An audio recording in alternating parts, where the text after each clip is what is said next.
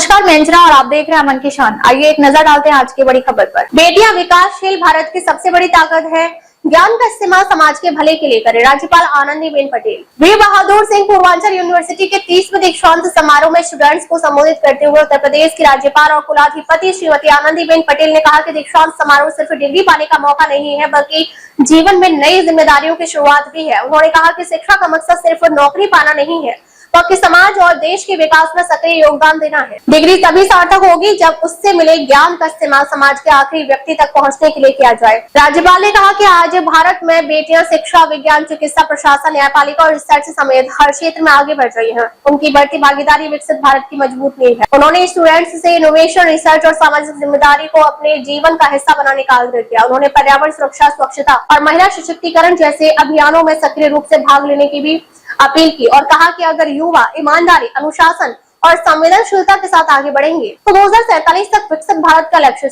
निश्चित रूप से हासिल किया जाएगा। कार्यक्रम को संबोधित करते हुए उच्च शिक्षा राज्य मंत्री रजनी तिवारी ने कहा कि किसी भी छात्र की सफलता में उसके माता पिता, शिक्षकों और विश्वविद्यालय का महत्वपूर्ण योगदान होता है। गोल्ड मेडल पाने वाले सभी छात्रों को बधाई देते हुए उन्होंने कहा कि बड़ी संख्या में बेटियों का गोल्ड मेडल जीतना पूरे राज्य के लिए गर्व की बात है। उन्होंने कहा कि 2047 तक भारत को विकसित राष्ट्र बनाने में युवाओं और खासकर बेटियों की भूमिका सबसे महत्वपूर्ण होगी।